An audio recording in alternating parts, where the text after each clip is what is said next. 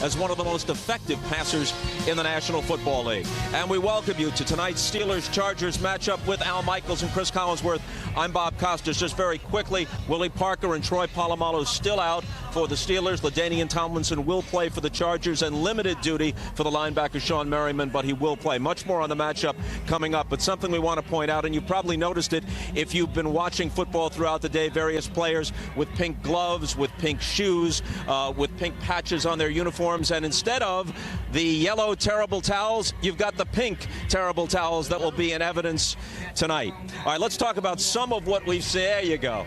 All part of the NFL's involvement in Breast Cancer Awareness Month. Okay, let's talk about some of what we've seen already today. Steeler fans are happy about this one. The Ravens came pretty close to going 4-0. They were driving late, but they fell short at New England. And I'll tell you, that was also very big for New England, too, because nobody is doubting Baltimore anymore. Last year, they made it to the AFC Championship game. They start 3-0. Flacco looks great to go with that great defense, but a lot of people were wondering about the Patriots, and had they lost that game, not only would it have been very bad for Pittsburgh, but all of a sudden people would begin to wonder what in the world is going on with New England. Big win for the Pats. Well, and New England with the way they played defense today. I mean, it was just really impressive against a Baltimore team that had been so hot and coming in there, and they stepped it up despite a lot of the injuries. But the headline's going to be the way that Tom Brady played. I mean, when it really mattered. He took a sack that went for a touchdown the other way, sack fumble the other way.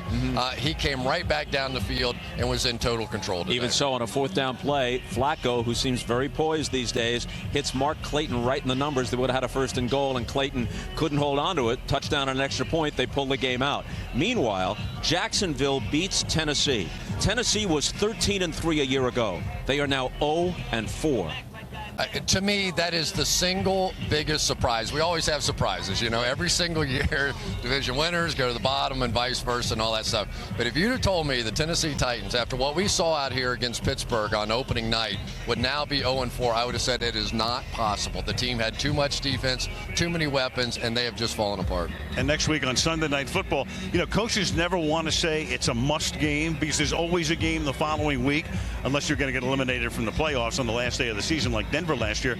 That's a must game for Tennessee next week. They're going to face Indianapolis, and right now I don't think anybody's looking any better than Peyton Manning and the Colts. Yeah, another near perfect game for Peyton Manning. He's 4-0. They had their way with Seattle, easily rolled over them. Tennessee's season could really be over if they lose at home next Sunday night to the Colts. Only one team, by the way, has ever opened 0-4 in the modern era and made the playoffs, the 1992 San Diego Chargers. What about your Bengals? How about those Bengals? You know, in reality, they should be 4-0. You know, you're the Denver play, but I guess on the other hand, they are the Bengals. They could also have been 0-4. You know, they've just been playing in those kind of games down to the wire, but they're sitting there at 3-1 now, and who would have thunk that? So the Bengals beat the Browns in OT. And meanwhile, New Orleans beats the Jets, which is a good thing because otherwise, you know, Chris Collinsworth on this first Sunday night of October with the New York Giants at 4-0, and the New York Jets, had they won, and they'd be 4-0 at this point. You know what he would have been talking about, right? What did he talk about last November in the studio in New York? That's why we had to get him out on the road. Who predicted? Yeah, predicted the Jets would win the Super Bowl, right? Yeah. Al is going to kick this horse till it's dead. I'm telling you. We won't bring up the Arizona Cardinals being the worst playoff team ever, and then they almost won the Super Bowl. Bringing that up. I promise not to. Up next, we'll take a closer look at what may be wrong with the defending Super Bowl champion Steelers. And a reminder, you can find enhanced coverage of tonight's Chargers-Steelers game featuring live streaming HD video and your choice of camera angles with Sunday Night Football Extra at NBCSports.com and NFL.com. Back to Pittsburgh after this. This Thursday, the new comedy Community moves to its new time, 8/7 Central. No! But 8/7 Central's good. It makes room for the one-hour office wedding. Oh, good. Well, in that case. Where all eyes will be on Jim and Pam. I have so much joy in my heart. How do I look?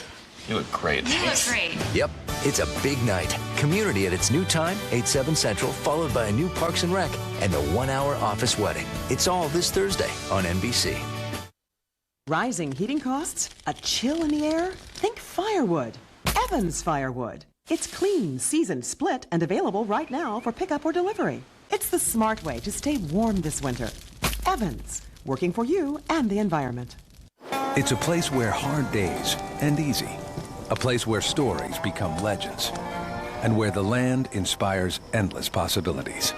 This is the West that we know. This is Longhorn, where we're fire grilling 2 new bacon-wrapped steaks starting at $9.99. Enjoy our juicy sirloin, grilled fresh with hickory-smoked bacon and a whiskey glaze. Or try our 3-cheese-crusted bacon-wrapped filet, grilled to tender, savory perfection. Longhorn Steakhouse. Discover the West in you. Rising heating costs? A chill in the air? Think firewood. Evans Firewood. It's clean, seasoned, split, and available right now for pickup or delivery. It's the smart way to stay warm this winter. Evans, working for you and the environment. Jack is back. After Jay, Monday. The NFL and its players are committed to improving the health of kids everywhere. That's why we're encouraging them to get at least 60 minutes of exercise and play every day. It's called NFL Play 60. The best 60 minutes of the day. Join the movement at NFLRush.com.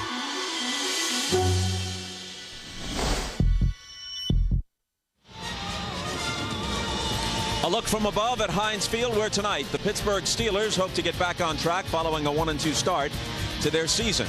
One of their problems has been the absence of an effective running game. Through 3 games, they're averaging only 81 yards per. A big part of that, obviously, Chris, the absence of Willie Parker. Yeah, Willie Parker doesn't play tonight. Richard Mendenhall will. But when I went back to the game against Cincinnati last week, you watch it and you go, the Pittsburgh Steelers aren't that far away from being pretty darn good running the football. I'll give you a couple examples here. Chris Kamawatu on a play on the goal line that ultimately they don't make a touchdown.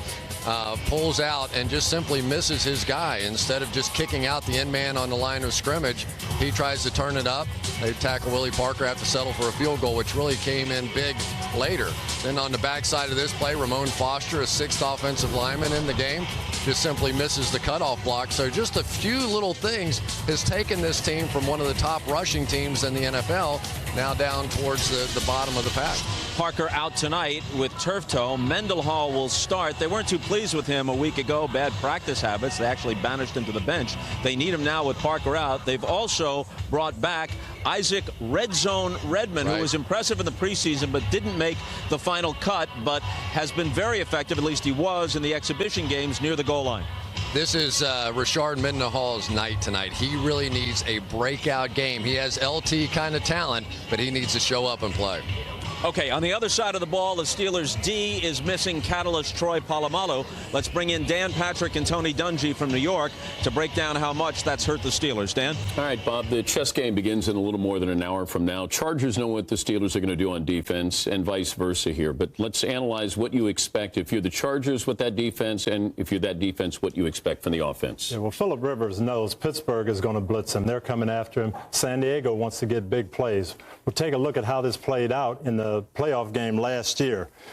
Pittsburgh is famous. They want to overload blitz. They're going to show Rivers here, in this case, a blitz that looks like it's coming from this side, but actually they're coming from the other side. They're going to overload here and bring corner Ike Taylor off the outside to blitz. Now, normally when that happens, the wide receiver on that side, you can see Chambers sees it. Normally, he has to break it off because that guy is going to be free and throw what we call a hot route, a quick route to him.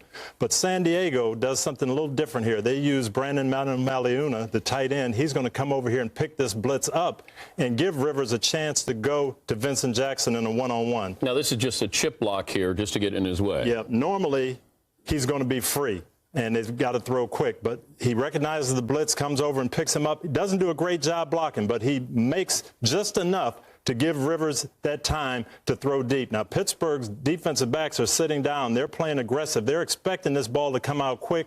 Rivers gets just a little bit more time, and it's a deep ball to Jackson. This is what Rivers will be looking for tonight. Will the Steelers still play this type of defense without Troy Polamalu in there? Well, that's their game. They want to bring heat and pressure, and they'll do that. But the tough thing is now they don't have a great matchup on Antonio Gates. These are big receivers, a big tight end. Without Polamalu, it's going to be tougher to handle Gates. It's not only a football night in the NFL, it's also football night in America. With that story, let's bring in Keith. KO. Dan, sportsmanship may be enjoying a renaissance in America. College softball players carrying an injured opponent around the bases on her game-winning home run. 6 high school cross-country runners, having all wandered off course, finally find the finish line and agree to cross it in the same order they were in when they got lost. They even hold hands as they do.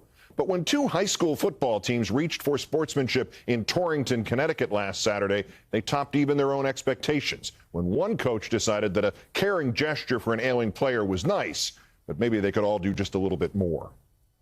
I wasn't really upset about the cancer or anything. It's just the fact that I couldn't play football. It wouldn't have been bad if I could keep playing football through it, but I guess they don't want me doing that. I'd go out there and play right now if I could.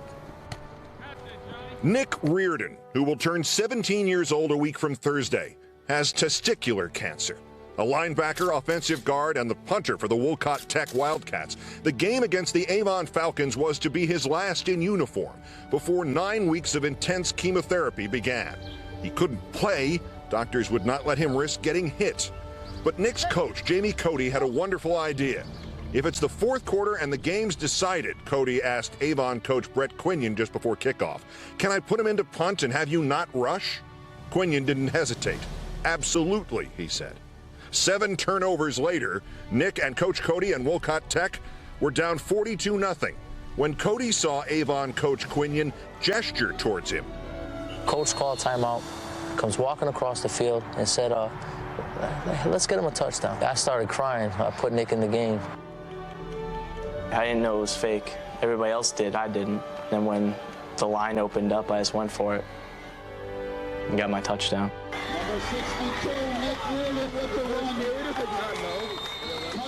With his best friend since elementary school, Kyle Eustace, leading the blocking for all 82 yards, and the other Wolcott Tech and Avon players fighting each other to get a better view of the play, Nick got his touchdown, and 2 teams celebrated in one end zone. Just a glorious feeling.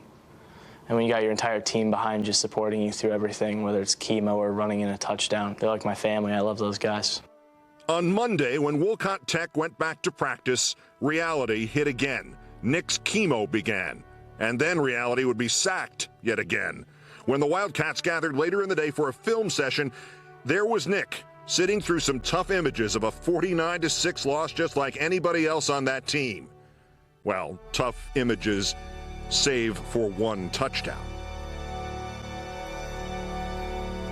His doctors give him an excellent chance of beating this thing. His coaches offer no odds on how many practices he'll miss, even though there's chemo, even though he can only watch practice.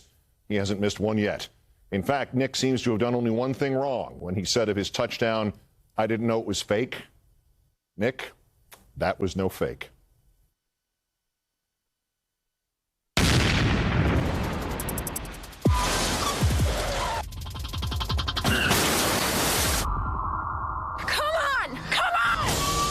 To know what you can and cannot do. I can do what needs to be done. You have no idea where I've been. Shooter's still in the building. Yeah, my wife is in that building. Is there ever enough adrenaline for you? No. New Trauma, this Monday, 9/8 Central after A New Heroes on NBC. Cincinnati, News 5 has big news. Jack is back. Jack is back. Jack is back on News 5. That's right, Jack is back. And I'm so proud to be joining Cherie and the News 5 team. He's a familiar face in a new place. You've grown up or a little bit older with me, and you know I've always been straight with you. That's why News 5 is my new home. News that's straight to the point, stories that matter to you. That's News 5. Jack Atherton and Cherie Palella, News 5 this Monday. The Barbecue is back, and it's available for just 99 cents. Arby's famous oven-roasted beef, smothered in tangy barbecue sauce, and served on a toasted sesame seed bun. And at just 99 cents, there's no better time to try one, or 2, or 3. Heck, at that price, buy them by the bagful. So grab your friends and family and head to Arby's for the 99-cent barbecue sale. But you'll have to hurry. It's only for a limited time. I don't know about you, but I'm thinking Arby's. Are you satisfied with your current financial advisor? At Thor Investment, we are proud to have been chosen as the 2009 leading wealth manager of the Great Lakes region by Goldline Research, as seen in Forbes magazine. We manage over $175 million in assets using strategies developed for large institutions to help you secure your financial future. We are in the unique position to be your sole financial provider. Thor Investment, building wealth with your personal interests and goals in mind. Please visit us at thorinvestment.com. A true tri-state tradition. Please give to the Ruth Lyons Children's Fund. In a loss to the Bengals last week, there was a milestone for Hines Ward, who became just the 5th receiver in history to surpass 10,000 career yards, all with one team. Chargers-Steelers coming up on Sunday Night Football. 30 Rock Studios, welcome in.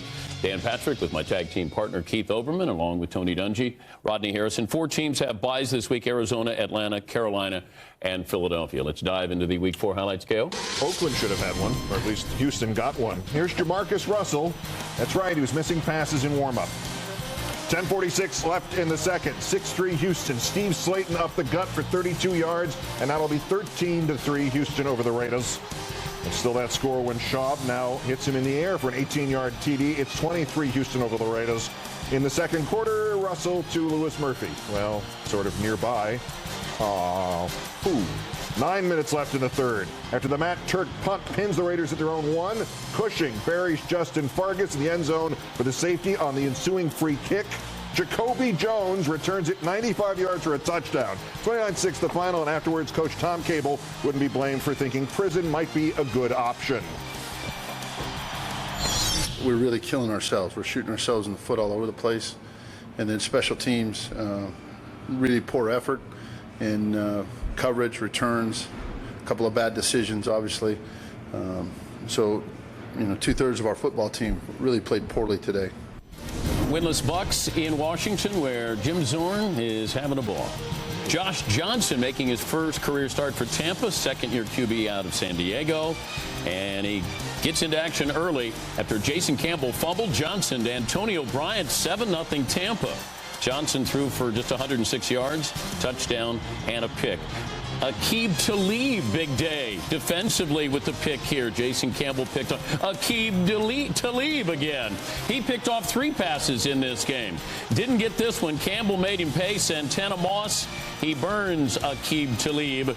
59-yard score, and Jim Zorn, yay, the highlights are over, and we won. The Bengals and the Browns played. For what reason, I'm not exactly sure. Here's Derek Anderson in for Brady Quinn. A reverse of the earlier switch. 8:21 left in the first. Shane Graham. It's blocked by Sean Rogers. That will happen again in this game. 14-7 Cincy in the third. 4th and goal. Anderson takes it in. We're tied at 14. 2 minutes left. 20-14 Cleveland. Palmer trying to rally to Chad. And we've got a 20-20 tie. Billy Connolly is not happy. Don't know. That's Rob Ryan. The extra point, of course, is blocked by Sean Rogers. His 14th block, and we're going to overtime. For what reason, I'm not exactly sure. Here's Palmer. Instead of trying the field goal on 4th 11, he slides and sets this up. That actually was good. And the Bengals win, and Eric Mangini says, I lost my UPS hat. Giants in Kansas City. The New York media accusing Brandon Jacobs of tiptoeing his running style. They said that to his face. Opening kickoff. This is what happens when you're 0-3. The Chiefs' Jamal Charles hit by C.C. Brown, and it's Brian Keel recovering for the G-men. First quarter, no score. 5 plays later, Eli Manning, Steve Smith, and it's 7-0 Giants. Second quarter, still 7-0, not any longer. Manning to Smith, 14-0 G-men. Eli throws for 292 and 3 scores. Smith had 11 catches. Giants up 20-3. Manning. And that's Hakeem Nicks, the first-round draft pick, looking like that. Watch this stop there and there. And in for the score, first career touch, 27-3 G-men. They won at 27-16. At Jacksonville, what remains of Kerry Collins still winless. 14-13 left in the first quarter. Collins with a very nice pass towards Justin Gage, where Justin to be about 15 feet tall. Fortunately, 18,000 seats were empty in Jacksonville, so they didn't get to watch this. It's 10-0. Maurice Jones-Drew with a 9-yard touchdown run. 34 seconds left in the second quarter. Mike Sims-Walker finishes off the hyphen bowl, 27-3. And then 17 seconds left in the second. Collins picked off by Gerald Alexander. I'm over here, says BY. 5:50 left in the third. Collins picked off by Derek Cox. This is like the 2002 Rams. And a Titans fan looks like a big bag of mashed up Titans fan. Jeff Fisher is not happy. You know, whatever takes place in that locker room is between me and the team, okay? This team's practicing hard, it's preparing hard, it's just not winning ball games. And today we got beat. Doesn't get any easier, guys. Tennessee against Indianapolis coming up next Sunday night here on NBC. Where do you start? We can go offense or defense, Tony. Well, I'm really baffled with this team. Tennessee had some turnovers today, which they don't normally have, but their defense has been the big change, the big difference. Last year, they played exceptional. This year, they're giving up twice as many points. They're giving up twice as many big plays. They're not tackling well. They've got Pro Bowl players all over this defense, and they're not playing good football. But is this as simple as they lose their defensive coordinator, Jim Schwartz, to the Lions? Albert Hainsworth goes to the Redskins. Can you start there and pinpoint that? I think you really have to look at losing the defensive coordinator. Hainsworth was a blow, but they're playing run defense well. What they're not doing is defending the pass, and they're not playing solid, sound football like you're used to seeing from Tennessee. You got weapons there, Rodney, on offense. Why aren't they? I mean, they're not even scoring. Well, as Tony knows, he's been here before. This is the toughest time to be a head coach in the National Football League. I feel like you have to make some changes right now, and whether it's at the quarterback position, offensive line, or in the secondary, you have to stand up and make some changes. And, Coach, I don't know, what would you do in a situation like this? Well, he has to go to his defense, first of all, and say, you know what, guys, you've got to start playing like you're capable of playing. We got to shut people down. We can't give up 30, 35 points. And then, secondly, I would take a look at putting Vince Young in. I think running the ball, playing defense, it hasn't worked for him the first 4 games. They're going to need a spark against Indianapolis next week. And they're giving up so many big plays in the secondary. They're not communicating, lapses in coverage. You have to take some of those guys and you have to make a statement. I don't care how much money they make or what their pedigree is. You have to put them on the bench. But you got Pro Bowlers in the secondary. Chuck Cecil's their defensive coordinator. This is a guy who played aggressively. Are they playing aggressively enough on defense? I don't see it. I don't see it. They're too conservative. You saw it in Pittsburgh game. The very first week of the season, they had an opportunity to go after Ben Roethlisberger, and they didn't take advantage of it. These guys are Pro Bowlers in the secondary. He's not utilizing it. And when I lost Romeo Crennel, I felt like I lost a guy that had a good relationship with. We had great communication, and he knew us, and we trusted him. Right now, they're not trusting Chuck Cecil. Vince Young next week? Against the Indianapolis Colts, it's not going to make a difference. That's not the answer, though. Do you play him? Do you start him? You got to make some changes. I already said. I'd play him. Yeah. I agree. All right. Let's bring in Peter King. Got some headlines here. Well, let me start there. You talked to Jeff Fisher. Quarterback change in the offing against Indy? Well, I think all of Nashville will want to make a quarterback change. Tony Dungy does. Rodney Harrison does. Jeff Fisher does not. He told me, look, Kerry Collins is not the problem. I'm not thinking about making a change at quarterback. Quarterback change in Washington, or they won. Jason Campbell did not play well, but he had additional motivation to prevent some sort of other change. Yeah, I talked to Campbell after the game, Keith, and one of the things he told me is, hey, going into halftime, I had never thrown 3 interceptions in my life in one half, high school, college, pro. And he said, I came into halftime feeling like I have Jim Zornes' job in my hands. Wow. And I knew that if I didn't come out in the second half and play well, could be curtains for a lot of people in Washington. The Saints, obviously, still the offensive juggernaut they were most of last season. Are we going to finally hear something about the defense? Well, I think you should hear something, especially about Greg Williams, the defensive coordinator. And on Friday, I was talking to Sean Payton, the head coach of the Saints, and he confirmed a story that had been out there for a while that, yes, indeed, he did give back $250,000 of his own salary because he was afraid that Williams was going to go and sign with the Green Bay Packers. Gave him that extra money. It was enough to have him come to New Orleans, and they're forcing takeaways all over the place. Yeah. I did that with Dan, too. You gave him all that money? No, he gave away my $200,000. What a nice guy. Thank you, us, right? He didn't use it on his that's the story. A week after Tony at that price explained his secret, the at-the-line manipulations, Peyton Manning was obviously freshly vulnerable, passing for only 218 yards in the first half this afternoon against Seattle. He is now, in fact, thrown for 300 yards in each of the first 3 games, but with Anthony Gonzalez out, to whom would he throw? Au garçon? Oui, qu'est-ce que vous voudrez? Pierre Garçon, 25 yards. That will set up, to end the scoreless tie, Donald Brown from a yard out, 7-zip, Colts. Not shown, of course, Manning was 4 for 4 for 57 on the drive. Here he goes, 35 yards to Au garçon. Oui. And that will set up one more big throw.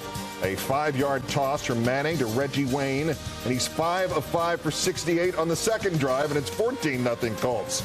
Meanwhile, on the sidelines, the Seahawks defensive coordinator, Casey Bradley. I sweat, I work, I cry, I stay up late, I buy loose leaf binders, and this, you give me this? Here's the Colts 2-minute drill. Guess who's the star of the Colts 2-minute drill? Tony, do you know who the star might be? Could it be Peyton Manning? I'm thinking that's who it is. To Dallas Clark for 12. To Wayne for 7. Austin Collie, the other rookie standing in for Gonzalez, 8 yards. Donald Brown, 13 yards up the middle. And once again to Garcon with a for 11 yards.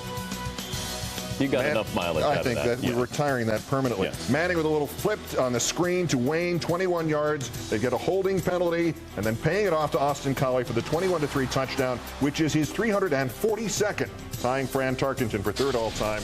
And that was Collie's first, which balances out nicely. Peyton Manning also opens up with 4 straight 300-yard games, only the third guy ever to do that. The record is 6 straight.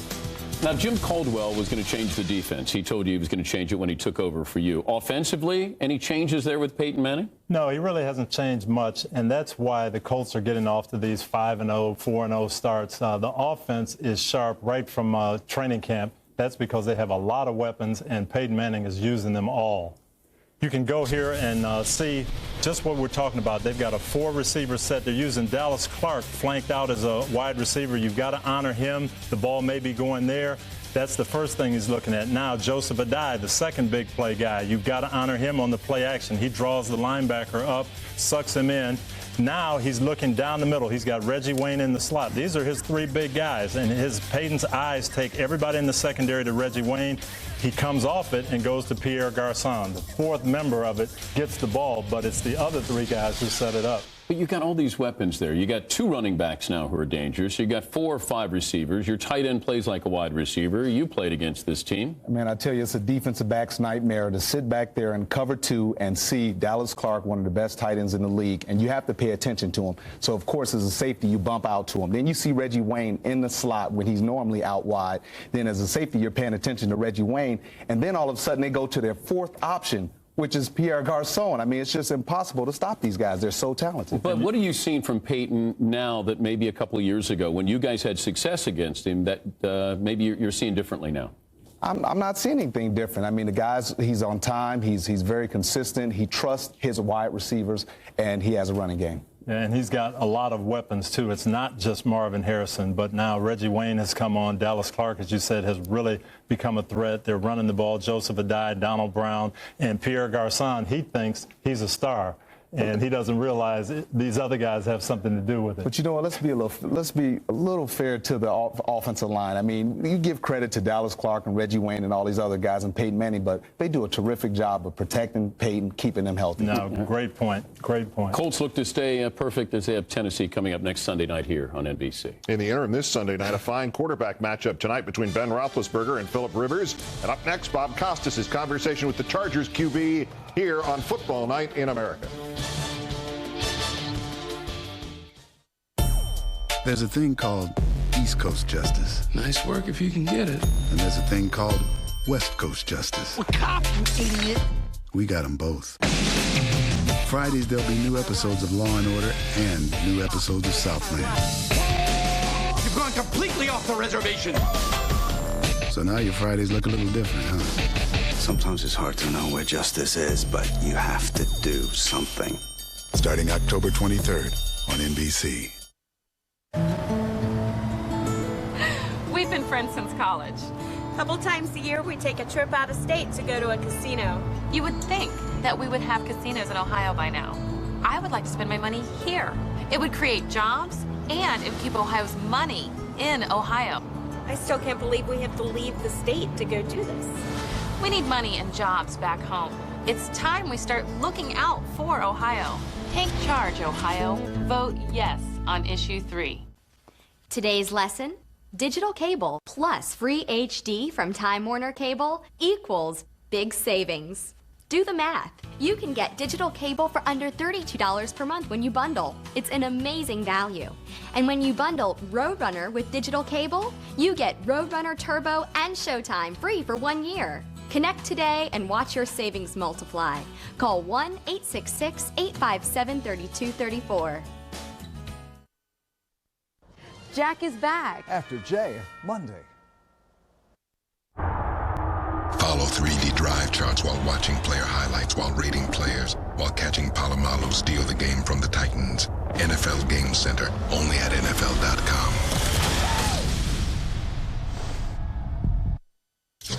AFC rivals. Last year's playoff victory propelled the Steelers to bigger and better things. 6 Super Bowls. Tonight, quarterbacks forever linked by an historic draft. On Sunday Night Football. Sunday Night Football is less than an hour away, featuring, among others, Chargers quarterback Philip Rivers, who after being drafted in 2004 spent 2 years behind Drew Brees before the Chargers handed him the reins. Only then could Rivers join the rest of his star-studded draft class in pursuit of a Super Bowl title. Manning, Rivers, Roethlisberger, 3 of the first 11 picks in the draft, same year. 3 Super Bowl wins among you, but not evenly distributed. 2 for Ben, 1 for Eli. You're still waiting. How does it make you feel? Well, I'm not any more anxious or driven to get one because those guys have gotten there. Knowing you're going to be tied to the guys in your draft, especially the way that whole draft played out, you know you're going to be linked for your whole career. So certainly want to join those guys and get one. You ever sneak a peek at how Drew Brees is doing? I do. Me and Drew still keep up with one another. It was a healthy, competitive relationship. Couldn't be happier for him. In case you hadn't been checking, he's doing great. He's doing awesome. It was funny. I mentioned just some of the guys just jokingly when he got off of that six touchdown start that he'd gotten a big lead in the touchdown race. But he is doing outstanding. I know the Saints are happy to have him. You used to see Jay Cutler twice a year when he was Denver's quarterback. You going to miss him? I am. It was. I think it got blown up probably more than it really was, but it certainly added to that San Diego-Denver rivalry. Twice a year, you knew that was going to spice up the game a little bit. Have you communicated with him at all? Talked with him at all of late? No, I haven't. We didn't know each other really before all that, and but I would like to think, I know it has with me, that it's really an issue is non-existent. He's obviously in the NFC now and trying to lead those Bears to a championship. Chargers win! He got it! He got it! As fiery a guy as you can be, sometimes the rare quarterback will stick his nose right into it. Somebody said to me, I sometimes think Philip Rivers wishes he was born with the body type of a linebacker or a defensive tackle. Is that guy right? Well, I think I have that side in me. I've always dreamed of playing a quarterback, but certainly have that fiery, passionate side that you see most linebackers or defensive ends having. But I've always enjoyed just playing the game. I've always wanted to be described as a football player, not just a quarterback, but a football player, a guy that you would like to have on your team all the way growing up. And that's the fire and the passion that still comes out today. They used to talk about Jim Kelly, the generation just before yours. Jim Kelly is a guy like that, quarterback of a team that went to the Super Bowl 4 times, but a little bit of a linebacker's mentality, which bonds him in some way to his teammates more so than the average guy. I think it does. Anytime you can be around the lineman in the weight room with the linebackers, a little back and forth on the practice field with the linebackers, with the DBs, I think it does. You strike me as a guy who really enjoys what he does. I mean, it seems crazy to think that a professional athlete wouldn't enjoy what he does, but it's obvious with you. You wear it on your sleeve. I do. I enjoy it as I did on a Saturday afternoon in North Alabama when I was 10, 11, 12 years old, trying to get a backyard game put together. And that's the way I still play it. I think that's the passion, the excitement, the emotion that you see on the field on a Sunday night is that same kid, that I was when I was 10 years old. And even though there's the cameras, there's the crowds, there's the TV, I'm still playing it that same way. This guy is just bristling with enthusiasm. You know, and when you talk to his teammates about him, they almost start laughing first. They go, oh, yeah, Phillip Rivers, because not only does he talk trash to his teammates, but to his opponents, and they're almost afraid of him in some ways. You know, a little bit like Brett Favre. You never know what he's going to do. Instead of throwing the ball quickly in the flat, he loves taking it and throwing it down the field to Vincent Jackson and some of these receivers that he has. So he has a real flair for the game. And some quarterbacks, you get the feeling they're a little intimidated when they come in and play against the Pittsburgh Steelers in an environment like that. He loves it. He is so excited to be out here for this game tonight. You talk about Roethlisberger and Manning already having their Super Bowl wins, in Roethlisberger's case, too. People may forget or not realize how close Rivers came early on. They had that 8-point lead in January of 2007 in the divisional playoff against the Patriots. Marlon McCree has the interception, just has to fall on it, tries to run it back. Troy Brown knocks it loose. The Pats get the ball. They get a touchdown, a 2-point conversion, eventually a field goal to beat them. You change any one play out of about a half dozen in that game, they win it, and Indy would have come to San Diego the next week. They had been 14-2, the #1 seed. I know that's a lot of ifs, but I could have seen them going to the Super Bowl that year. He will get his ring eventually, trust me. By the way, his predecessor, Drew Brees, will be our guest at halftime. Up next, back to New York for more highlights from Week 4, including the Ravens-Patriots matchup in Foxborough. That's after this. Football Night in America is brought to you by Audi, Truth in Engineering. By DirecTV, get every game every Sunday only on DirecTV. By Progressive Insurance, visit progressive.com. And by Olive Garden, when you're here, you're family. Welcome to Progressive. How may I help you? I'm looking for a deal on car insurance. I think we might have a coupon in here.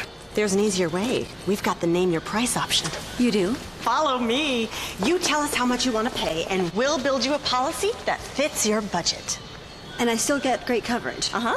Go ahead. You're the boss. I'm the boss of savings. More like the CEO. No glass ceiling. The freedom to name your price. Now that's Progressive. Call or click today.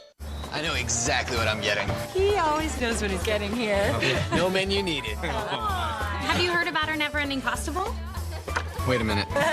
Olive Garden's never-ending pasta bowl. Classic sauces and delicious new ones like our homemade creamy Parmesan Florentine and roasted Portobello Pomodoro. Choose all the sauce and pasta combinations you want, just $8.95, plus unlimited salad and breadsticks. Who's not sure what to order now? Not sure what I'm gonna order first. Olive Garden, when you're here, you're family.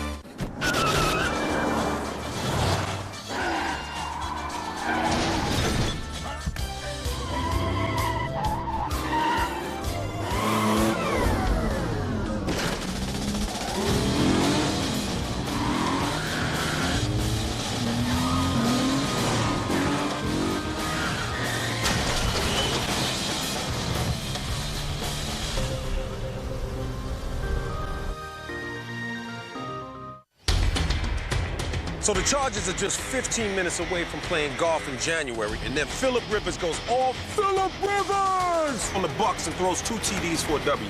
And you missed it because you have cable. That ain't right, man. Don't you know about DirecTV? It's the only way to watch the team you want to watch, no matter where you live. Come out of the dark ages. Watch any game you want. Switch now and get 5 months of our best TV package for free. Call 1-800-DIRECTV. Back to Football Night in America. You know, you could have seen every NFL game today if you had DirecTV. Call 1-800-DIRECTV to switch. Already, we showed you how the Colts stayed unbeaten with the win over the Seahawks as they improved to 4-0. Meanwhile, in Chicago, Detroit coming off a win for the first time since December of 2007. Keith with the highlights of the Lions and the Bears, KO. Matthew Stafford, pregame ritual. Dan says that's the ultimate post pattern. Lions first play from scrimmage. They said, just think of Calvin Johnson as a big, thin guy with yellow arms. 45 yards, and it works. Kevin Smith would pay it off with the 1-yard rushing touchdown. 7-zip Lions. Matt Forte's in. Only 2.5 yards a carry into this game. 61 yards down to the Detroit 5. And 3 plays later, Jake Cutler ties it up, scrambles left. Says, forget this, I'm holding on to the ball. There's a clean route, and we're tied at 7. Whee! So still 7-7, 5 minutes to play in the first. Stafford to Will Heller. Dan says it's catch-22. In a lot of extra time this week. 14-7 Detroit. Then Cutler rolls out, finds a wide-open Greg Olsen for a touchdown. Then after the construction of the giant big head of Matthew Stafford there, it's Stafford's turn again to Johnson down the sideline for 29 yards. Stafford by himself for the first down, scrambling for that and far, far more, and the Tigers win. And then Smith finishing off the 10-play, 98-yard drive to tie it 21-all at the break, Detroit and Chicago. And then the Lions went home, as did Johnny Knox. Johnny Knox from the School of Hard Knocks, heading for Fort Knox. I don't have many puns left. He's got a long way to go yet. 3 games in a row for a touchdown for the rookie, and Brian Urlacher would watch the Bears win, going away 48-24. Lions were tied at the half, outscored 27-3 in the second half. Stafford came out in the fourth with a knee injury. Listen to Jim Schwartz, who threw everybody under the bus. Attention, Lions trainer Dean Kleinschmidt. One of the worst second halves of football I've ever been associated with. We were poor on special teams, we were poor on offense, we were poor on defense. We were outcoached, we were outplayed. You know, their trainers were probably even better than ours in the second half. So, you know, credit goes to them. A good craftsman never blames his trainers. In Foxborough, Tom Brady welcomes back Wes Welker. What'd I miss, Tom? As Joe Halderman would say, I could write you a screenplay. Here's the chorus. Wait, 60 minutes! 60 minutes of pure chaos!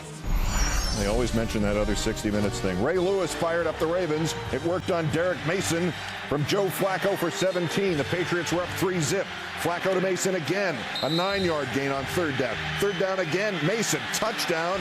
But they fell on my keys. He looks hurt. He isn't. He got up fine. 7-3 Baltimore. Set up by a roughing the Brady call. The Patriots then driving on the doorstep. Sneaks it in, Brady does. Takes a shot from Ray Lewis. 10-7 New England. But then, holy Don Pardo's pants. Why is Brady going to the lockers? It looks like he went to the little quarterback's room.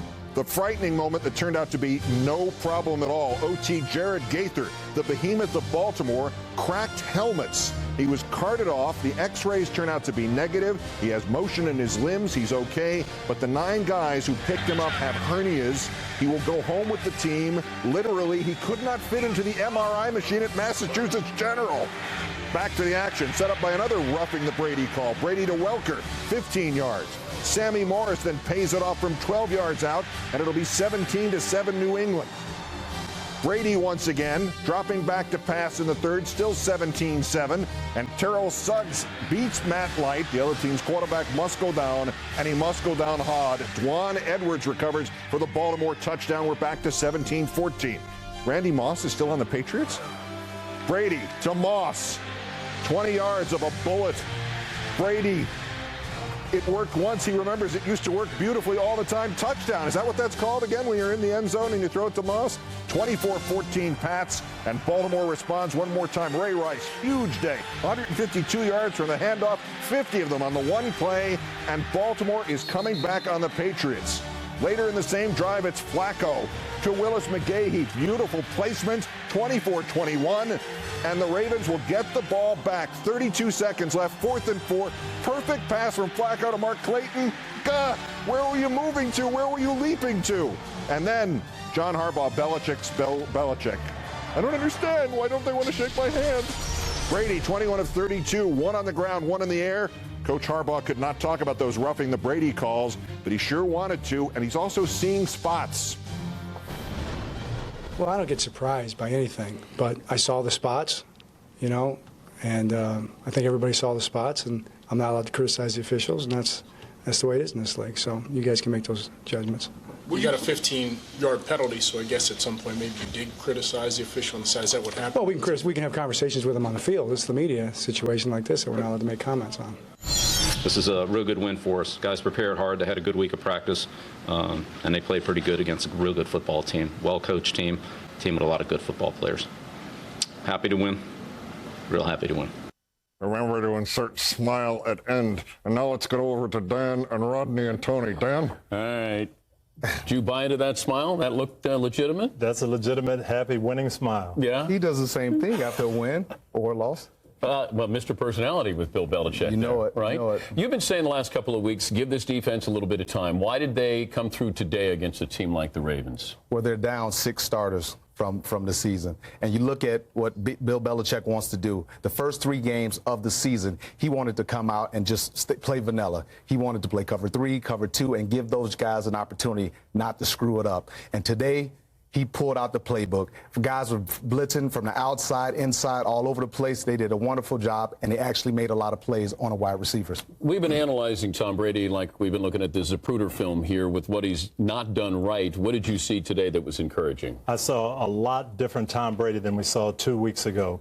Today, Baltimore tried to bring some of the same pressure that he had faced, but they handled it better. The receivers got open. Having Wes Walker back helped. But you saw Tom starting to make some of those throws that he normally does. All right, let's see what the coach's clicker has here. What do you have in store? If I was a Patriot fan, this would be the play that I'm most happy about. Baltimore is going to bring a blitz off the corner. Suggs and the inside linebacker. Lawrence Maroney is going to have to step up and make a good block here. He's got one-on-one on the outside. Randy Moss is going to run a deep comeback. And this is what you're used to seeing from the New England offense. You see the fake, and Maroney steps up, gets a good block. And they keep this pocket clean. Tom Brady is able to step up, stay right in the pocket, step, make that good throw. And you can see here the separation that Randy Moss has created. He's got 4 yards of space. That ball is right on the sideline, right where it should be. And these are the throws that were incomplete a couple of weeks ago that now they're making. But what about the Ravens defense? What did you think of their performance against The key Brady? words coach said, keep Tom Brady inside the pocket. That's where he wants to be. The Ravens did a terrible job of either watching film or game planning because they did everything from the outside, all the outside pressures.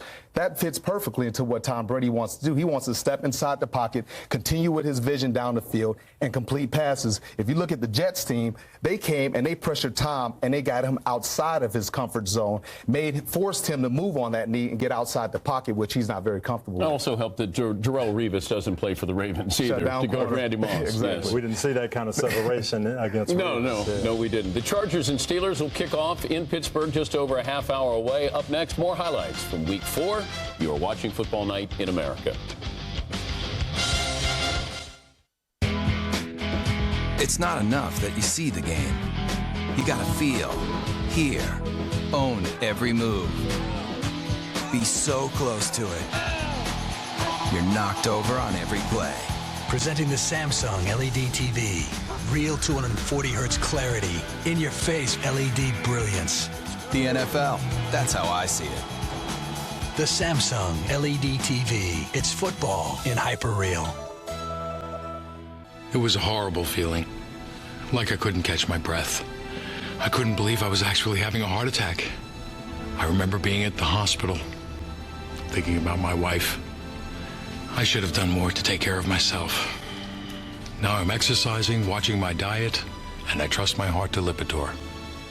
Unlike some other cholesterol-lowering medications, Lipitor is FDA approved to reduce the risk of heart attack, stroke, and certain kinds of heart surgeries in patients with several common risk factors or heart disease. Lipitor is backed by over 17 years of research. Lipitor is not for everyone, including people with liver problems and women who are nursing, pregnant, or may become pregnant. You need simple blood tests to check for liver problems. Tell your doctor if you are taking other medications or if you have any muscle pain or weakness. This may be a sign of a rare but serious side effect. I'll never forget what I went through. Don't take your health for granted. Have a heart-to-heart with your doctor about your risk and about Lipitor. The Craftsman Auto Hammer. The hammer that goes where other hammers can't. Driving home nails with the touch of a button. Innovation, better value. Craftsman. Trust in your hands. Rated M for mature.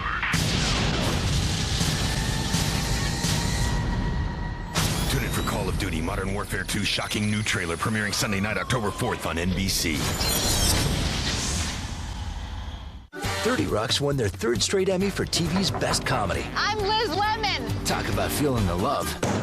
Except maybe from this guy. Another successful interaction with a man. 30 Rock's back after The Office, October 15th on NBC.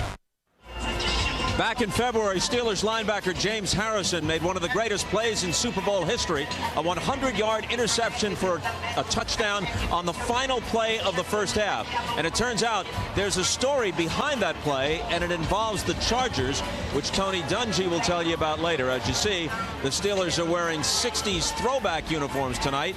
With Willie Parker out, I thought for a moment they were thinking about bringing back John Henry Johnson, but apparently not. Meanwhile, if you want to know what's happening around the NFL right now, here's the place to go. Pro Football Talk on NBCSports.com. Among the headlines there, the latest on Lions rookie quarterback Matthew Stafford's knee injury, the emergence of rookie receiver and kick returner Johnny Knox in Chicago, and what the future may hold for former Packers and Seahawks coach Mike Holmgren.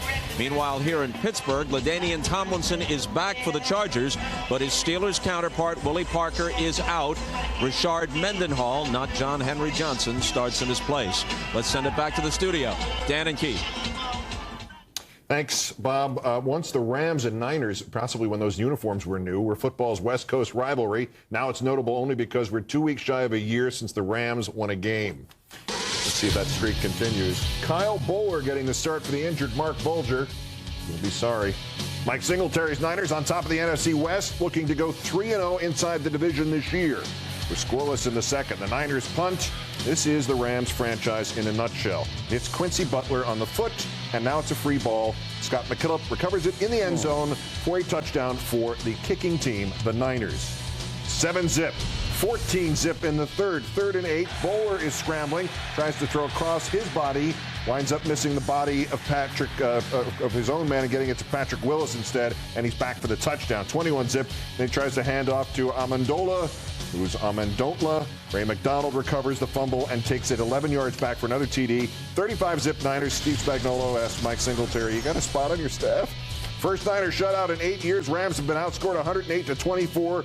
Glenn Coffey, 75 yards in place of Gore. The Niners are 3-1, Dan. Buffalo in Miami. Chad Henne making his first NFL start. Chad Pennington out for the season. Trent Edwards, his QB counterpart, is going to have a pass intended for Lee Evans. He finds Vontae Davis, who finds the end zone 23 yards later. 10-0 Miami, second quarter. Terrell Owens held without a catch last week, had 3 this week. A 39-yarder here led to a field goal. And then here comes the Wildcat. Ronnie Brown in the backfield takes the direct snap, finds a hole, and he's gone for 38 yards down to the Bills' 6-yard line. He would score from a yard out later in the drive to make it 17-3 Miami. Who says the Wolverines and Buckeyes can't get along? Henne from Michigan, Brian Hartline from Ohio State. They connect for a touchdown, 24-3 Miami. Edwards, the troubles continue, looking for T.O., finds Will Allen. 24-3 Miami. That would lead to Ricky Williams is high. Over the pile. 31-3 Miami. Ricky goes over 8,000 career rushing yards. Ronnie Brown not done. He scores his second touchdown of the game. The Dolphins rush for 250 yards. And that is Dan Marino there. 38-10. The final in this one is Miami roughs up the Buffalo Bills, who just can't seem to get it right. All right, here's Chad Henne making his first NFL start. If you're the Buffalo Bills, how do you let the Dolphins rush for 250 yards? Don't you make Henne beat you? I don't understand. This guy's making his first NFL start, and you allow him. I mean, he was serviceable. He didn't turn the ball over. But you know they're going to run the ball. They had over 250 yards rushing. Well, I think you got to load up the box and make Chad Henne make some throws. But Tony Sparano went to those two backs, Ronnie Brown and Ricky Williams, said, you guys have to win the game. And they ran hard today. They really did, and Buffalo could not handle them. But is this credit Miami, or do we blame Buffalo a little bit here? I mean, they look lethargic. I know they're coming off the loss, the T.O. fallout. Buffalo looked sluggish today, and they looked like they didn't want to tackle those two backs. Props to Miami for stepping up. All right, 250 yards rushing. Up next, Ben Roethlisberger talks to Bob Costas about the defending Super Bowl champions' tough start. You are watching Football Night in America. We start with a fresh grade A egg. We break it, then we fix it, so you can start your day sunny side up. That's what we're made of.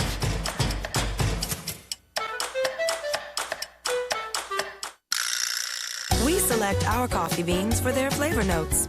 There's Brazil, Guatemala, and Costa Rica. Sounds good, doesn't it? McCafe Coffees. That's what we're made of. So, it's a typical morning when suddenly you see built Ford tough trucks. The ground starts rumbling like it just struck oil, and you know what? You did hit pay dirt because it's Ford Truck Month. And leading this herd is the Ford F-150. It's not just a truck, it's an F-150. And with great power comes great fuel economy. No wonder it was named 2009 Motor Trend Truck of the Year. Now get 0% APR for 60 months or $4,500 cash back on an 09 F-150. And Ford Credit is on board to help with the financing. It's Truck Month, only at your local Ford dealer. The Craftsman Auto Hammer. The hammer that goes where other hammers can't. Driving home nails with the touch of a button. Innovation, better value. Craftsman. Trust in your hands.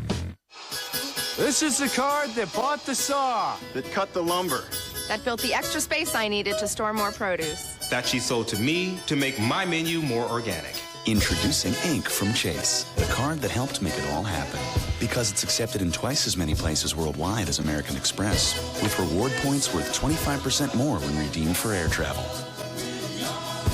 Make your mark with Ink. Go to chase.com/ink. Chase what matters. Would you one time let me be myself so I can shine with my own light? Let me be myself. Please, will you one time let me be myself so I can shine with my own light? Let me be myself for a while, if you don't mind. Let me be myself. Hello? There's not a 12-step program that you wouldn't benefit from. I'm not really like a joiner. Your husband just gave a heart-wrenching apology. You want to respond? Oh, we've talked about this before. I'm good. What happened? There was a fire. We lost his pulse! We worked as hard as we could, but we weren't able to save anyone. Let's go. Except for you. A Powerful New Mercy. Wednesday, 8/7 Central on NBC. In America, each unbeaten, one would fall. The Jets at New Orleans, Drew Brees and the Saints scoring 40 points a game with 438 yards. Rex Ryan's Jet defense allowing 11 points, 256 yards, and wearing pink brims on the occasion of Breast Awareness Month. Breast Cancer Awareness Month. Mark Sanchez in the shotgun, a 9-yard pass to Kotri for the first down, then intended for Keller, intercepted by Sharper. He could go all or most of a reasonable portion of the way. Sharper's second INT for a TD this year, 10 in his career. The record is Rod Woodson's 12. Meanwhile, Sanchez thinks he's Conrad Dobler all of a sudden. He actually got a penalty for trying to hit Sharper that way. The enemy, of course, are here, here, and here, as you'll see in the circles, the maps. Reggie Bush, Brees with a beautiful block. This is the way a quarterback can make a block legitimately. And Bush gets 12 yards. Then Brees with a screen pass to Pierre Thomas. Gets 36 yards and is stopped just short of the touchdown for all of you who have him in a fantasy league somewhere and started swearing at this point. 10-zip Saints. I'm referring to myself when I say you. The Jets defense put pressure on Brees. The pass to Nesbitt is incomplete. And then the Jets get it back. It's still 10-zip, but Sanchez is sacked in the end zone. And Remy Idell gets the touchdown. It's 17-zip Saints. 17-3 now in the third quarter. Sanchez gets it going to Leon Washington. He gains 15. Still 17-3. It's now 1st and 10 for the Jets, and Thomas Jones up through the crowd. Great run for the touchdown, and the Jets are back within 7 of the Saints. But now it's New Orleans driving. Brees, David Thomas, 18 yards, sets them up. They line up to go for the first down, and they get it, or don't do they? Take a look at the replay. Rex Ryan has now introduced the timeout that we see on field goals to plays like the quarterback sneak. They got to do it again, and what happens? The Jets are offsides. Thank you, Chris Jenkins. Thanks for playing. Here's a home version of the NFL game. So the Saints get a third chance, and now it's Pierre Thomas. Touchdown, 24-10 Saints. In the Super Bowl era, no rookie quarterback has ever started his first 4 games and won all 4 of them. And right now, nobody knows that better than Rex Ryan. Obviously, they outplayed us. That's more, the young kid. I thought Sanchez, he, at times, I guess he looked like a rookie today. Made some mistakes that, I'm sure he wished he had back. Overall, it was a poor performance on our part, and you know, we kind of got it handed to us a little bit.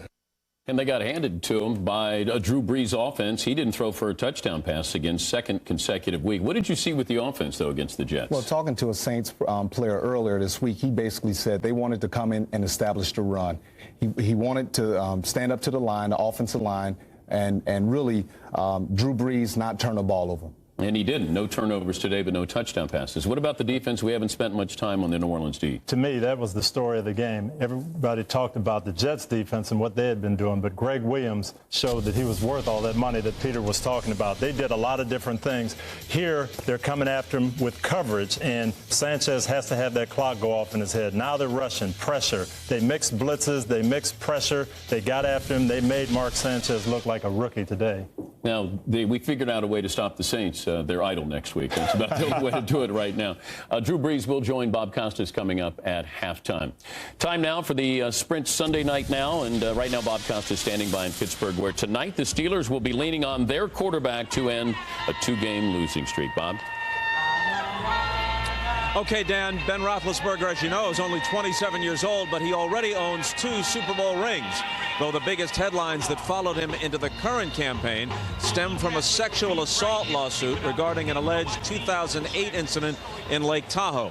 I spoke with Roethlisberger yesterday with the understanding that under the advice of his attorneys, he would not discuss his ongoing legal situation. We did, however, discuss another slow Steelers start following a Super Bowl victory. Ben, after your Steelers won the first Super Bowl, you go 8-8 the next year. You won the Thursday night opener, just as you did this year. You lost the next 2, one of which was to the Bengals. So you're in virtually the identical position at 1-2. This pattern can't continue. You know what? We're a better team than we were, and we played pretty good football. We just kind of beat ourselves. This is a crazy football town, obviously. Have the last couple of Mondays been tough around here? Yeah, it's rained. Been gloomy, and you know when the Steelers lose on Sunday, because it's like just everybody's down and they're not real happy. No one wants to go to work, and the weather seems to be gray. So it has been a little down the last couple Mondays. The first Super Bowl win, you didn't have that great a game yourself. The second Super Bowl win, you have a fantastic game. Was there that much more enjoyment or savoring of it because of that the second time around? Yeah, I mean, it was to be a quarterback and win it that way with a game-winning touchdown pass is pretty special. I think as a kid growing up, you always think about that, and I was Joe Montana in the backyard, you know, and so to have the opportunity to go down, not just the drive was great, and if we would have ran it in, it would have been one thing, but to actually throw a pass, a touchdown pass, really was special. When you let it go, there were some people who said, wait a minute, it's first down, there's 3 guys, there's 3 defenders there. That's dangerous. What were you thinking? You know what, he was open at first, and then by the time the ball got there, it got a little more congested, and when I let go of it, I wasn't sure. So in that split second, while the ball is in flight, is your heart in your throat? Yeah, I mean, yeah, it really was. A week ago, I asked Larry Fitzgerald about this. Catch and run, 64 yards, 2 minutes, 37 seconds left. Looks like that play has won the Super Bowl. I asked him what he was thinking, and he said, what I'm thinking is there's still 2.5 minutes, and Ben Roethlisberger's got the ball now, so I'm nervous. What are you thinking when Larry Fitzgerald crosses the goal line? I'm glad he did it fast. You know, I mean, I'm glad he gave us that much time. I mean, that's that split second of you're upset, you're kind of heartbroken, but then you instantly have to snap out of it and say, okay, how much time do we have? It's my time to go out and try and win this now. After you're done with the Chargers, one way or another, Sunday night, it's off to Wilkes-Barre for a WWE appearance. Did you have to ink a deal with Vince McMahon? Mr. McMahon asked specifically for me, and I said I'd do it, I guess, as long as my lineman could go with me. And obviously, I'm not going to get too crazy and do any wrestling, top rope stuff. But I'm looking forward to it. It should be fun. So you got your whole offensive line there. Taking them with me. You got guys running interference for you in case the Big Show or somebody like that. Yeah, you never know. You never know who might have a group to try and challenge us. Watch out for the folding chair. I got some guys. We're thinking about taking a ladder in, so. The foreign substance. The sandpaper in the trunks while the referee inexplicably looks the other way. Okay, I'll keep my head on a swivel. Just trying to help. Appreciate it. Walk toward the nearest ramp down to ground level. Assuming Roethlisberger gets out of Wilkes-Barre intact, next Sunday in Detroit, he has a steel cage death match with the Lions.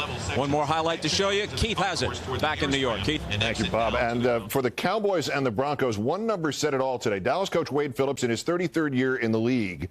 Denver coach Josh McDaniels in his 33rd year on the planet. The highlights as promised. Kyle Orton, 3-0, needs a shave or a makeover or a barber. A barber, you say? Guess who's back for Dallas? Marion Barber returns after he missed week 3 for an injured quad. Meanwhile, one of the guys filling in for him, Tashard Choice from Tony Romo for 28 yards in the air. More conventional work from Romo as the Cowboys try to build on the 3-0 lead. Roy Williams on the standard pattern back here, 14 yards. Now here's Barber on the ground for the first Dallas touchdown, and it's 10-zip against Denver, fighting off about 35 different Broncos. But with the 10-zip lead, the game may have changed right there. Romo is sacked by Ronaldo Hill. He fumbles, and DJ Williams scoops it up, takes it back to the 9. Orton to Noshawn Moreno for the touchdown. It's 10-7 Dallas. And then the struggles of Romo would begin. Champ Bailey steps in front of that one, pulls it off the ground, nearly. In the fourth quarter, Romo throws behind Williams. Now a little too high for Patrick Creighton. Going for Williams again, and missing Williams again, although full extension by Williams. Even when he sat down, he missed the bench. 10-10 tie with 2 minutes left. Here's the play of the day. Orton to Brandon Marshall. Tremendous catch. And then the field generalship there around, yes, 5 different defenders. It is Denver's first lead, 17-10 Broncos. So Romo now tries to scramble with a $1.16 left, and he finds, who's down there? Who's anybody? Hurd? Sam Hurd? Good enough. 53-yard completion, and back to the Denver 20 they go. Why Sam Hurd? Because Roy Williams was banged up and on the sidelines at this crucial moment. 9 seconds left. Romo looking for Hurd. Broken up by Champ Bailey. 5 seconds left. 4th and goal. The game on the line. Romo. Bailey again. And a mighty roar goes up from Josh McDaniels and his crowd. What a play by Marshall. Only 4 receptions, but 91 yards in that amazing TD. Denver 17, Arlington 10. The Broncos are 4-0 for the first time since 2003. They've only given up, Denver has, 26 points. And as we bring in Tiki Barber from Denver, Tiki, the Broncos were 3-0. It would be fair to say they had not really been tested by a top-tier team. They got a top-tier team today. They passed the test, didn't they? No, they definitely did against the Dallas Cowboys today, and this gives them legitimacy at 4-0. And for most of this game, neither one of these teams seemed to be wanting to take control of it. But then there was that big play by Brandon Marshall, and I got a chance to talk to him after the game to chat about it. Coming into the game, we knew it was going to be a challenge. We just wanted to take advantage of our one-on-ones, and it came down to that last play on offense. And me and Kyle actually were arguing in the huddle. I said, we get press, I'm taking it up. He said, well, if we get off, run the hitch, scored a touchdown. He said, we got press. This is probably the most underrated and disrespected 4-0 team in the National Football League. You guys have a big challenge coming in next week. What's your mentality going against the Patriots coming in Denver next weekend? Well, you know what? It's the same mentality. We pride ourselves on preparation. I wouldn't say we're underrated. We're right where we need to be, and we're fine with that.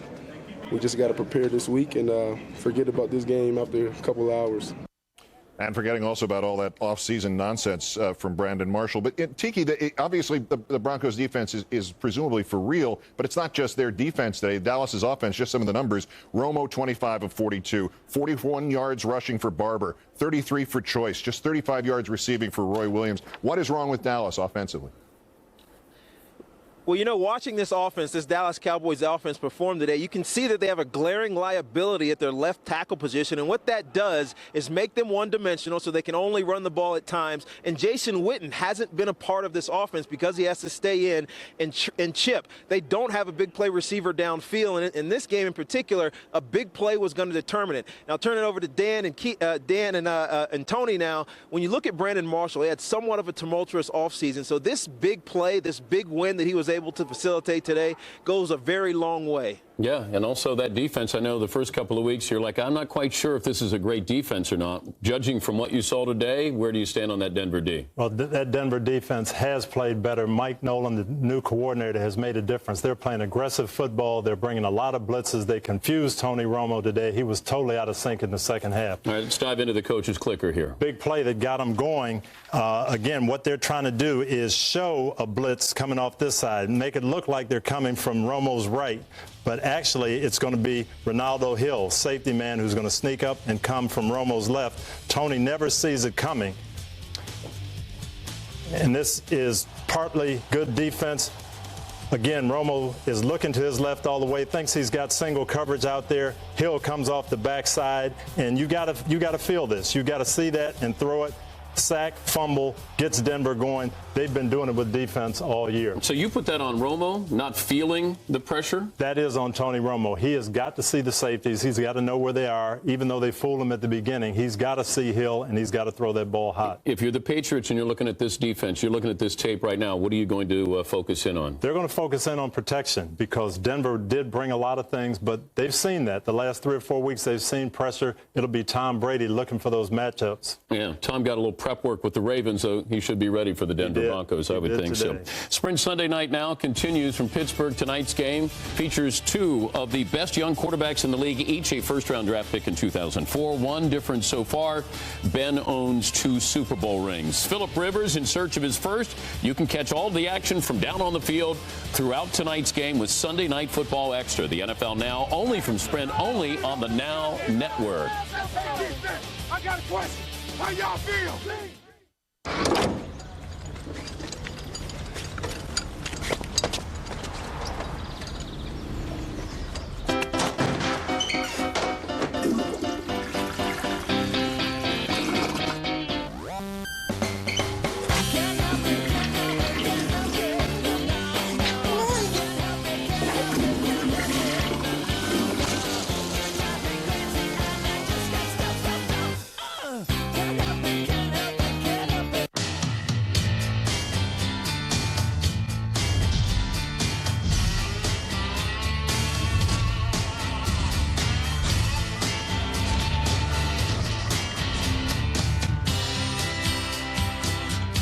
Got some pretty important reasons to eat better. So now, 23 Campbell's Chunky Soups have 100% lean meat and a full serving of vegetables. A man's got to eat. He just wants to eat better. Campbell's Chunky. Well, hey, glad I caught you. I was on my way to present ideas about all the discounts we're offering. I've got some catchphrases that'll make these savings even more memorable. All right. Good driver discounts. Now that's the stuff. How about this? They're the bee's knees. Or this? Sir, how about just 15 minutes could save you 15% or more on car insurance? Yeah. Good luck with that catching on. Geico. 15 minutes could save you 15% or more on car insurance. We're going to do it. That's it. $5 foot long. That's not, no, it's $5. $5 foot. Right, no, and it's $5 foot long. It's 3. It's a 30-second commercial. Is he directing this now? I was doing it right, wasn't I? It's here, the newest Subway $5 footlong, the Buffalo Chicken Sub. Spicy chicken and cool ranch. The newest $5 footlong. Get it for a song only at Subway. $5 foot long. Welcome to Sprint's Now Network. Population 49 million. Right now, 25,000 Sprint NFL Mobile Live users are listening to live game day audio. 600 are listening at the game. 2,900 fantasy owners conveniently waited until now to text their opponent their star player has a bye week. And 1,600 players are drinking 32,000 cups of Gatorade, while 80 gallons are being saved for an unexpected bath. For more NFL Now, join 1.5 million NFL Mobile Live users. Text NFL to 7777. Only from Sprint, the Now Network. Wednesday is the only night for new SVU. We're on our way. To catch a killer. Find out where he stashed the girl or buried her. He's going to have to live like a killer. Humor me with some proof. Off to solitary confinement. Don't do anything stupid. How long will it take for a cop to crack? New SVU, now Wednesday, 9/8 Central on NBC. And the best of football night in America, the Seahawks and the Colts. Peyton Manning just 31 of 41. Hits Austin Collie, Saracen Pig, Spartan Dog. 21-yard touchdown ties Fran Tarkenton with 342 of those, does Mr. Manning. Colts over the Seahawks. The Lions and the Bears. Jay Cutler no longer in Denver, but still doing his John Elway impersonation. Yes, I'm a helicopter. Bears 48-24 over the Lions. The Ravens and the Patriots late in the fourth. Ravens running out of time. Flacco to Mark Clayton. 32 seconds left. 4th and 4 from the 14. Flacco looking for Clayton again. And he drops the ball. Patriots 27, Ravens 21. Bill Belichick is smiling. Bengals and the Browns. The Browns' Sean Rogers blocks the extra point. 14th of his career for the blocking. Overtime. Carson Palmer in OT. Scrambles for 15, setting up Shane Graham, getting another chance. No block. Bengals win 23-20 in overtime. And the Cowboys and the Broncos, play of the day, 2 minutes left. Kyle Orton to Brandon Marshall for Denver's first lead. Great leap. And that's right, here he beats him on a 1-on-5. Broncos 17, Cowboys 10. Denver is 4-0. And the Jets and the Saints. Mark Sanchez driving the Jets and intercepted by Darren Sharper, who goes back 99 yards, and they even got Sanchez on a penalty for trying to clip him in the knee. So the Jets lose. Tomorrow the New York papers will demand Ryan be fired, Sanchez benched, the team moved to Canada, and football declared illegal in New Jersey. I want to go back to the Ravens-Patriots game because there's a couple plays in there. Ray Lewis was really upset after the game. He said on this play, Terrell Suggs is guilty of a roughing the passer call. And you saw that Brady went to the referee after that, obviously going after his knee. Ray Lewis called it an embarrassment, said it's not football, put flags on them, put a red buzzer on them. If we touch them, they're down. He also said Brady went to them after one of the calls and said that shouldn't be. That was a cheap one. What did you think? Well, I mean, I've been saying it for years. Let the guys play. I mean, you know me, Tony.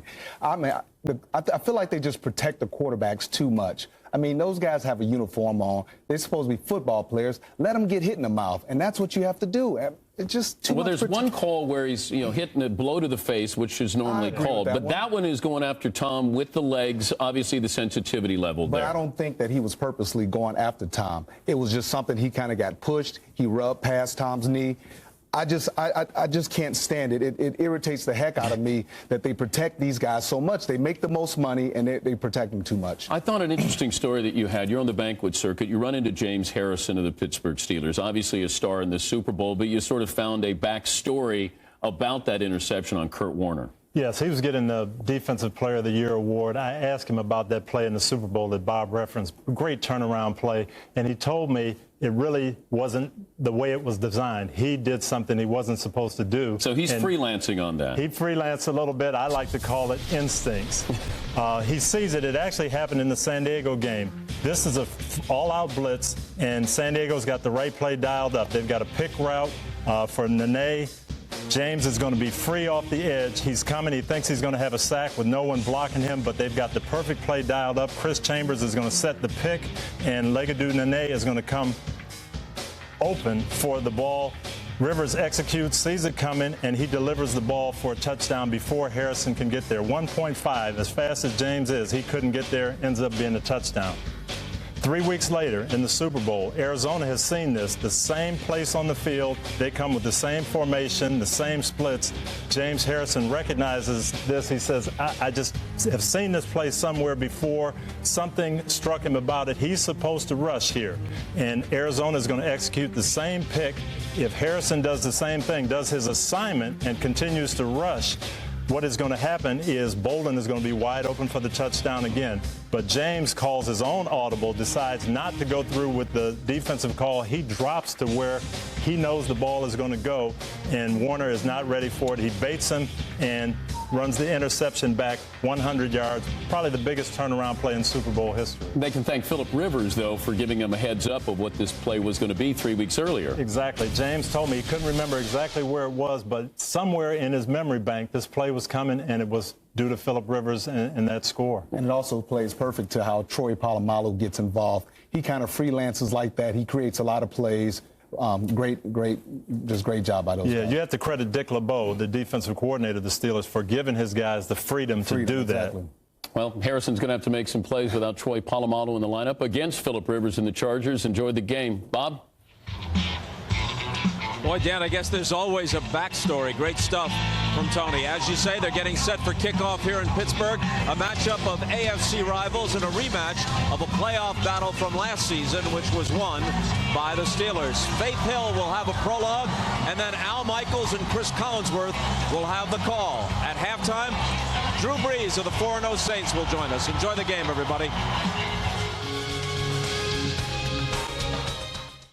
Man up for a great week on Jay with Jamie Foxx and Gerard Butler. And of course, it all kicks off Monday with headlines. Hey, honey, where are we going to dinner tonight? Well, let's go to the Chocolate Log. The Jay Leno Show, this week at 10/9 Central on NBC. Hi, I'm Dr. Jaideep Chunduri, a board-certified and fellowship-trained spine surgeon with the Beacon Spine Center. You might know the name Beacon for its sports medicine and its work with the Cincinnati Reds and various area high school teams. But we do much more than just sports medicine. Our comprehensive spine center is a center with full services, including diagnostic evaluation, MRI, epidural injections, physical therapy, and outpatient surgery. Dr. Ian Rodway, Dr. John Brannon, and myself see patients for various spinal conditions in the back and the neck, including herniated disc, spinal stenosis, instability, and fractures. Sometimes these conditions require a surgical procedure. Our surgery center is equipped with the latest technology to provide a brief stay, if necessary, and efficient recovery for most patients. Take a minute and learn about what we can do for you by visiting the Beacon Spine Center at www.beaconspine.com. Get to Lowe's for a large selection of Maytag appliances, like the latest Performance Series washer, the first and only to keep your laundry smelling fresh even after the wash is done. With dynamic venting technology, it continuously circulates air for hours, so you can wash tonight and dry tomorrow. Proof that only a Maytag is built like a Maytag. Hurry in now and get up to $200 off all Maytag high-efficiency pairs by mail. Come to Lowe's to see the latest Maytag appliances.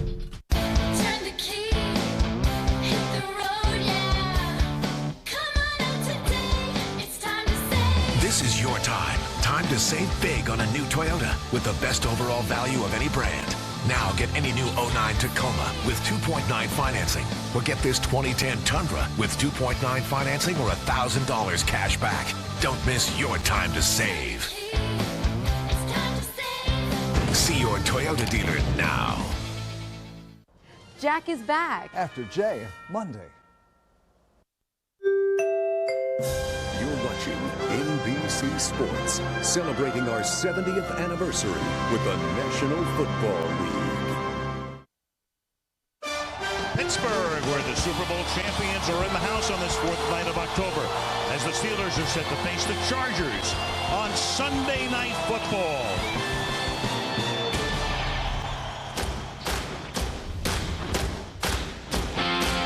Get out your seats, it's all about now. It's the game of the week. The NFL stars are out and shining bright. It's the Chargers and Steelers, a colossal fight. Get ready, it's about to get wild. Sunday Night Football is now.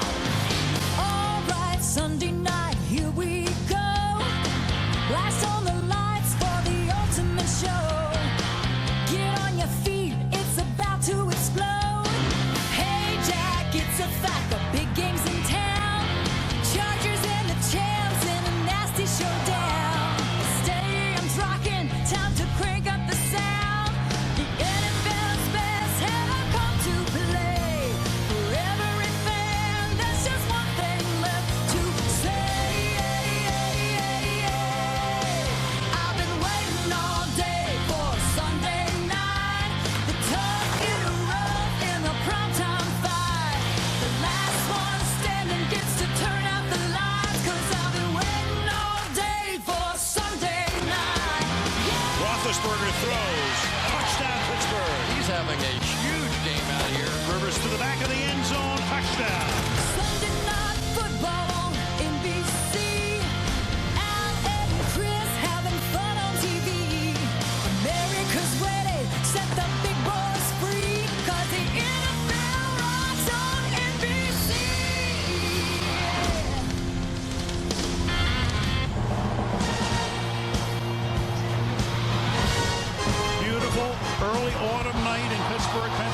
area temperature 54 degrees. No threat of rain. Heinz Field packed to the gills as LaDainian Tomlinson and the San Diego Chargers come to town ready to take on Ben Roethlisberger and the Super Bowl champion Pittsburgh Steelers on Sunday Night Football. Al Michaels, Chris Collinsworth, Andrea Kramer, welcome to Pittsburgh, where the town folk are a little nervous right now. They began the year with an overtime win against Tennessee, went on the road and blew fourth quarter leads in Chicago and Cincinnati, losing in the waning seconds. So they're 1-2. They try to get healthy tonight, but they're not healthy. Troy Polamalu, their all-world safety, is still inactive because of a sprained knee, and tonight they won't have the services of running back Willie Parker with turf toe. On the other side, San Diego began its year with a win against Oakland. Then they lost to Baltimore, beat Miami, coming 2-1. Phillip Rivers has been red hot. Great passing attack. He has thrown for almost 1,000 yards. But can they balance out their attack? They might be able to, because LaDainian Tomlinson, who has missed the last 2 games with a sprained ankle, is back tonight and will start. And Chris, the question is, how effective can Tomlinson be tonight, and can he balance out that offense? Well, we all know what LT can do when he is healthy, and I was watching him warm up, and he was simply flying around the field. And when you take LT and add it to what Phillip Rivers in this passing game has been doing over the first 3 weeks of the season, it could be very exciting out here tonight. Of course, they still have to play this Pittsburgh Steelers defense, though. Right, but that's a defense, of course, that, as I say, is minus Polamalu. The offense is minus Parker. So what adjustments do the Steelers have to make tonight? Well, you know, I think there's a lot of adjustments and contemplation of adjustments going on within this Pittsburgh Steelers organization right now because of what's happened to them defensively over the last 2 weeks. You know, they've blown 2 fourth-quarter leads, and so now they're considering allowing Ben Roethlisberger to try and win games on the offensive side instead of just constantly handing the ball off and playing defense. So we'll see if we get that change out here tonight. And we know what he can do. We saw it in the fourth quarter, as did the Arizona Cardinals in the Super Bowl. It's becoming a fabled class, the quarterback class of the 04 draft. Ben Roethlisberger picked by Pittsburgh. Phillip Rivers of the San Diego Chargers on Sunday Night Football. Sunday Night Football is brought to you by Geico, where 15 minutes could save you 15% or more on car insurance. And by Buffalo Wild Wings. You have to be here. Spanish audio provided by Telemundo. Oh,